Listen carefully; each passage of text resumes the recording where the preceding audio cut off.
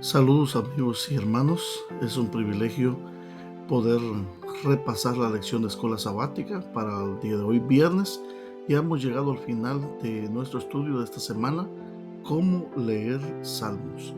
Por favor, acompáñenme en oración para proseguir con el estudio de la palabra de Dios. Amado Padre que estás en los cielos, gracias te damos, Señor, por el privilegio de estudiar tu palabra. Bendícenos al hacerlo en esta hora en el nombre de Jesús. Amén. Bien, mis amigos, hemos llegado al final del estudio de la primera lección de escuela sabática titulada ¿Cómo leer salmos? Y en este contexto de hoy nos corresponde hacer un resumen de la lección de escuela sabática para hoy. Para estudiar y meditar tenemos algunas citas de Elena de White para el estudio de hoy y algún repaso de esta lección. En primer lugar, diremos que el libro de Salmos es una composición a su vez de 5 libros que aglutinan o tienen 5 libros de salmos y estos aglutinan 150 salmos. 150 salmos que están divididos en 5 libros. Además, el libro de Salmos aporta pruebas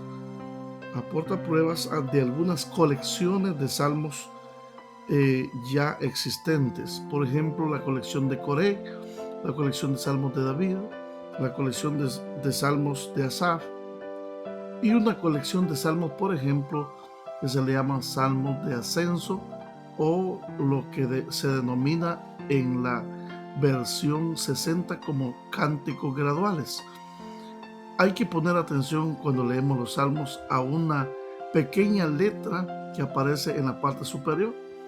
A veces dice para los hijos de Coré, a veces dice salmo de Asaf, a veces dice salmo de Moisés, a veces dice salmos para el director musical. Otras veces dice salmo de cántico gradual. Cuando dices cántico gradual, generalmente eran salmos dedicados al ascenso de los peregrinos hacia el templo de Jerusalén. Acá, mis hermanos, el hecho de que la mayoría de los salmos se asocien con la época del rey David y la monarquía que sucedió en el siglo X antes de Cristo, la colección de salmos ha seguido creciendo durante los siglos ulteriores, porque durante la monarquía de David y el exilio y el periodo después del exilio, es concebible que muchos de los escribas y fariseos, bajo el liderazgo de Esdras o Nehemías y otros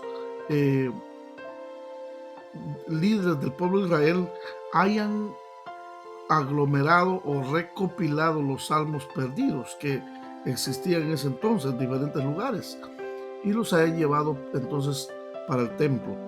El hecho de que los escribas consolidaran el libro de los salmos no le quita a los salmos la inspiración divina. Recordemos que ese era el trabajo de los escribas y fariseos, poder recopilar los escritos sagrados, tanto escritos sagrados como alabanzas. Y la Biblia, de hecho, ha sido siempre inspirada por Dios. Por eso, Elena de White, en el libro El conflicto de los siglos, página 6, nos dice: pero la Biblia, con sus verdades de origen divino expresadas en el lenguaje de los hombres, muestra una unión de lo divino y lo humano. Tal unión existía en la naturaleza de Cristo, quien era hijo de Dios e hijo del hombre. Así se puede decir de la Biblia también, que lo que se dijo de Cristo, aquel verbo fue hecho carne y habitó entre nosotros. ¿Qué significa para nosotros, mis amigos y hermanos, que estos salmos sean oraciones e himnos siempre en estas dos naturalezas? Divino, humano. Divino porque fue Dios quien lo inspiró. Humano porque fueron los hombres inspirados por el Espíritu Santo que escribieron desde la experiencia de la adoración. En la clase de cada uno de nosotros en la escuela sabática, hablemos directamente acerca de algunas situaciones que expresan los salmos y que a usted le haya dado consuelo y esperanza en algún momento. Mis hermanos y amigos, los salmos son cánticos especiales. Dentro del estudio de la lección de esta semana hemos visto varios aspectos importantes, tal como por ejemplo la división que ya existía en los tiempos de Cristo, expresada por Jesús en el versículo de la lectura de memorización de esta semana, Lucas 24:44. El libro de los Salmos es también conocido como el Salterio. El Salterio es la máxima expresión de la poesía hebrea. Los salmos expresan sentimientos, luchas de los creyentes y abarcan desde la monarquía de Israel hasta el siglo X y luego hasta el siglo V antes de Cristo. Comprende una gran variedad de géneros poéticos, cánticos de acción de gracias, alabanzas, confesiones, oraciones de liberación, entre otras. A modo de introducción al estudio de este trimestre, en esta lección se habló acerca de varios aspectos del Salterio o de los Salmos, o también de las alabanzas, denominado en hebreo Tihilim. A modo de introducción, entonces, el trasfondo histórico del libro de los Salmos, los diversos géneros o categorías de cantos de la colección y orientaciones bíblicas para el culto. Además, en esta semana se exploró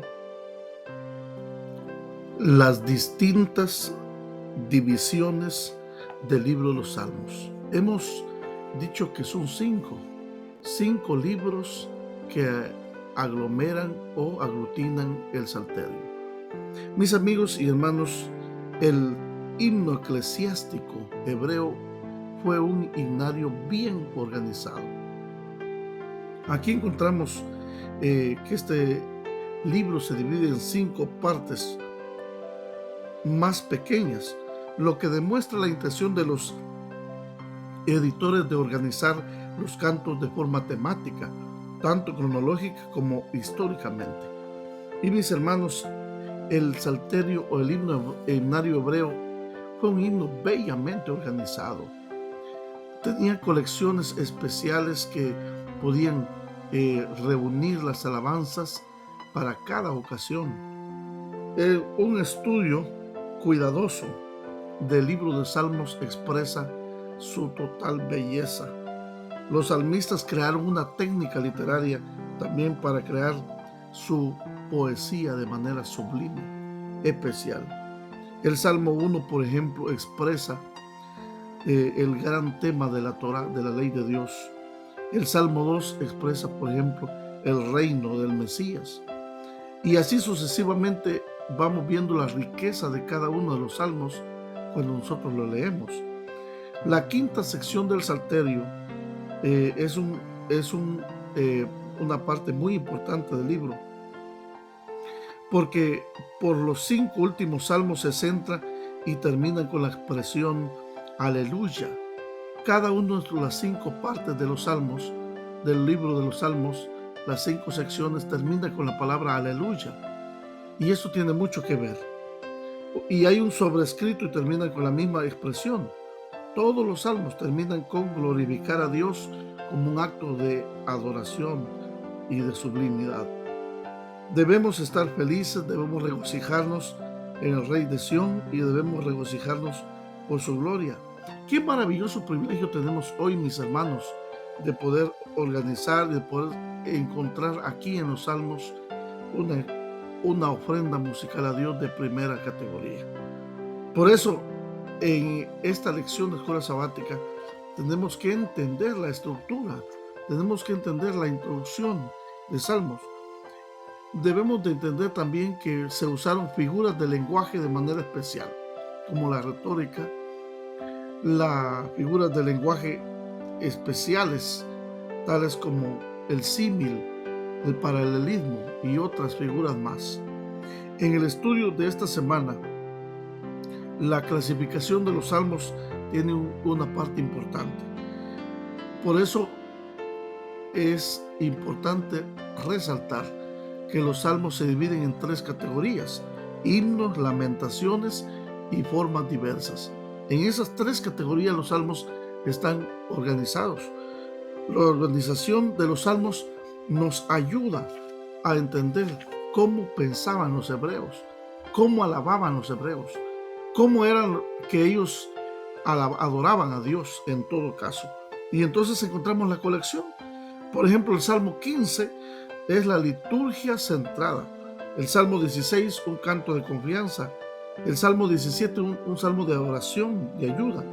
Y el Salmo 18, un cántico real. Y luego tenemos el Salmo 19 como la revelación de Dios a través de la naturaleza y de la ley de Dios. Luego otra vez cánticos reales, oración de ayuda, Salmo 19, 20, 21, oración de ayuda, cántico de confianza, Salmo 22, Salmo 23, cántico de confianza, y luego el Salmo 24, una liturgia centrada. Y entonces por esta manera en lo que los salmos aparecen, del Salmo 15 al Salmo 24, también nos damos a cuenta que tiene una estructura muy especial denominada quiasmo, del griego chiasmo, que usa como base la letra J o la letra X, que tiene una forma de ser de manera especial. Creo que la literatura hebrea tenía siempre esa forma de conducirse y de ver las cosas desde un punto de vista de lo más grande a lo más pequeño y de lo más pequeño a lo más grande, y eso es importante que nosotros lo sepamos. La aplicación a la vida de los salmos es sumamente importante porque nos llama a una gama amplia de emociones. Lo leíamos en la lección, desde un Dios presente y un Dios ausente, un Dios cerca pero un Dios lejano también. Entonces, para los que están cerca, alaban al Señor con bellos salmos, pero a los que consideran que Dios está distante también, hay salmos que expresan esa desconfianza o esa confianza en Dios. Por más de 25 siglos, los salmos fueron el himnario de los hebreos.